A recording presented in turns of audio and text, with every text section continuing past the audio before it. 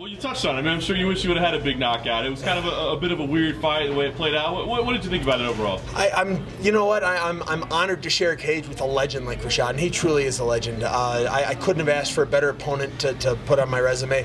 I just wish I would have done what I practiced, and I practiced for that kind of inactivity we both seem to have, and I just didn't do it tonight. And my coaches, my wife, my other two coaches, they yelled at me between. I was like, man, the heck up. And I just wouldn't throw that third punch. I just wouldn't push forward. So I will figure that out. But unfortunately, it didn't lead to an awesome knockout for you guys tonight. You seem frustrated now. Were you feeling frustrated as the fight was wearing on? I mean, were you battling those thoughts and emotions as the fight was happening? I really was, because honestly, it was kind of a slow fight. I had plenty of time to think. It was something I needed to throw that third punch. His shot was always there, and I seemed to just miss with that second punch, and it made me too hesitant. And I'm going to work on that between now and, hell, I hope to fight in September. So between now and September, I'm going to work on that. You get up there for the judge's decision. It's going through a split read. What did you feel? I mean, did you think you had done enough? Were you worried you hadn't? My coaches thought I had done enough. They told me, said, listen, you outstruck him. You landed a bunch to none. His strong points was he ground me on that cage for a while. I felt like I was trying to get my shots in. I had a couple big elbows round one, a few knees round three. But I was nervous. He is a legend. I mean, he's been one of my favorite fighters for as long as he's been. Before I was fighting, how old does that make him feel? Before I was fighting, I loved him. My wife, she always jokes, said her three favorite people in all of MMA is me, Rashad Evans, and Big John McCarthy, and she got all three of them tonight.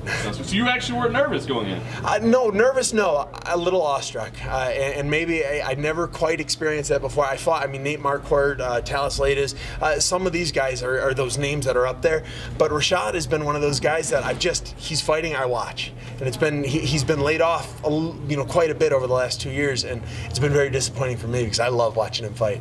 You didn't get an interview, but a camera picked up that you said you had learned some Spanish. Were you joking around? Did you No! So let's hear it. Viva Mexico! I wanted that microphone. I was going to scream that until people down the street heard me.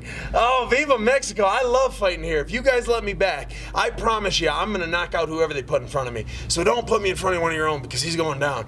You put me in front of anyone else, and I'll make sure y'all cheer my name real loud afterwards. From inside the ring, how would you say, what's the difference between the crowds in the States and the crowds out here? I love the crowds down here. The States are wonderful too, don't get me wrong, but the crowds, when I go places, they really get behind fighters. They're yelling Canelo out there because I hear Canelo's a pretty good boxer or something. And they were getting behind it when the fight was slow, and my God, I'm sorry it was. They were booing to get it. They weren't booing out of spite. They were like, come on, do something, you ginger knob. Pick the pace up. And I wish I would have done a little more for him, but I promise you, you guys let me back, and I will. Being inside and being in your element, when you're hearing the crowd react that way, how do you feel in that moment? I fight for the crowd. I love getting paid and all that, don't get me wrong, but I fight for the crowd. I want people to remember my name. This was going to be that fight where people remember me forever. And I dawdled a little bit. I drug my feet a little bit. But I got the win. Forevermore, it's going to be on my record, and I'm going to make sure whoever my next fight is, it's a bad day for them.